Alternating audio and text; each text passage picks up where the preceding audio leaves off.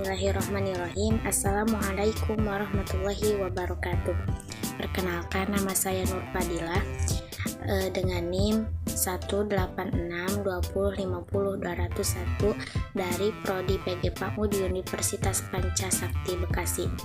Pada kesempatan kali ini saya akan memaparkan sedikitnya tentang kegiatan pelaporan pada program bimbingan dan konseling untuk anak usia dini, di mana tugas ini merupakan salah satu tugas mata kuliah bimbingan dan konseling untuk anak usia dini yang diampu oleh Ibu Dr. Randa Rizawati MSI. Selanjutnya, kegiatan pelaporan pada program bimbingan dan konseling pada anak usia dini merupakan bagian dari kegiatan manajerial yang bertujuan untuk menyampaikan data dan informasi kepada berbagai pihak, khususnya orang tua, mengenai perkembangan dan permasalahan yang telah dicapai oleh anak. Oke teman-teman, selanjutnya ada pelapor dalam kegiatan manajemen layanan bimbingan dan konseling, di mana manajemen ini merupakan proses perencanaan, pengorganisasian, kepemimpinan, dan pengontrolan yang digunakan semua organisasi untuk mencapai tujuan yang diinginkan. Sebelum melakukan kegiatan pelapor, langkah yang dilakukan pendidik adalah membuat perencanaan dan pengorganisasian program layanan dan bimbingan konseling untuk menentukan materi dan tujuan yang akan dicapai dalam kegiatan pelaporan.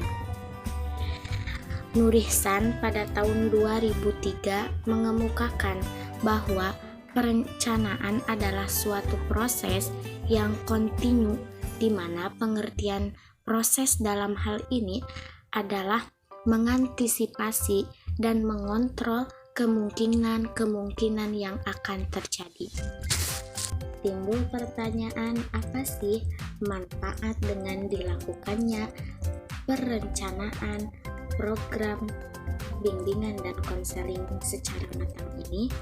Di antaranya, manfaat dengan dilakukannya perencanaan program layanan bimbingan dan konseling ini yaitu yang pertama, adanya kejelasan arah pelaksanaan program bimbingan dan konseling sehingga dapat menyentuh dan merealisasikan semua tujuan yang telah direncanakan dalam program bimbingan dan konseling.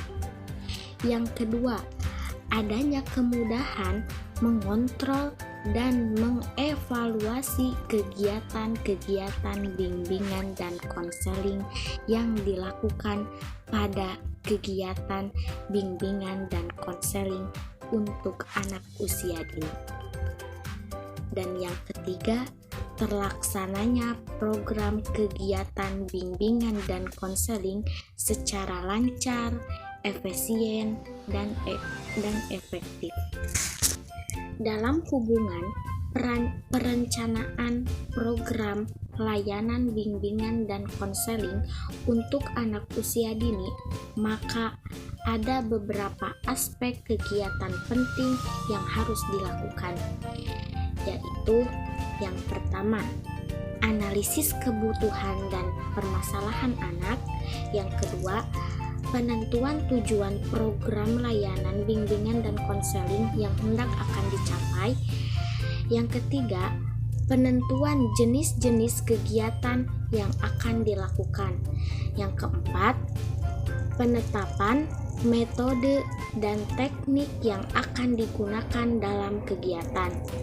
Yang kelima, penetapan personal yang akan melaksanakan kegiatan yang telah ditetapkan. Yang selanjutnya, persiapan fasilitas dan biaya pelaksanaan kegiatan bimbingan dan konseling yang telah direncanakan. Dan yang terakhir, perkiraan tentang hambatan-hambatan yang akan ditemui dan usaha apa saja yang akan dilakukan untuk mengatasi hambatan-hambatan tersebut. Oke teman-teman sekalian, apa saja sih mengenai tugas personal dalam kegiatan bimbingan konseling untuk anak usia dini, yakni tugas-tugas personel dalam kegiatan bimbingan konseling untuk anak usia dini ini. Yang pertama, ada tugas sebagai penanggung jawab lembaga pendidikan anak usia dini, yakni penanggung jawab ini bertugas untuk mengkoordinasi seluruh kegiatan pendidikan. Yang kedua, menyediakan dan melengkapi sarana dan prasarana yang diperlukan dalam kegiatan bimbingan konseling. Yang ketiga, memberikan kemudahan bagi terlaksananya program bimbingan dan konseling. Yang keempat, melakukan supervisi terhadap pelaksanaan kegiatan bimbingan dan konseling. Dan yang terakhir, mengadakan kerjasama dengan lembaga lain yang terkait dalam pelaksanaan kegiatan bimbingan dan konseling. Yang kedua, ada tugas personel sebagai pendidik, yakni pendidik yang bertugas hendak melakukan tugas yang pertama, memasyarakatan kegiatan bimbingan konseling. Yang kedua, merencanakan program bimbingan dan konseling untuk anak usia dini. Yang ketiga, melaksanakan persiapan bimbingan konseling terhadap anak. Yang keempat, melaksanakan kegiatan bimbingan konseling. Yang kelima, menilai proses dan hasil kegiatan layanan bimbingan dan konseling. Yang keenam, melaksanakan tindak lanjut berdasarkan hasil analisis penilaian. Dan yang terakhir adalah mengadministrasikan kegiatan bimbingan konseling. Oke teman-teman, mungkin hanya itu saja pemaparan yang dapat saya sampaikan tentang kegiatan pelaporan pada program bimbingan dan konseling pada anak usia dini. Mudah-mudahan bermanfaat dan mohon maaf atas segala kekurangan dan kesalahan yang atas segala apa yang saya paparkan. Sekian dari saya, billahi fisabilil haq. Wassalamualaikum warahmatullahi wabarakatuh.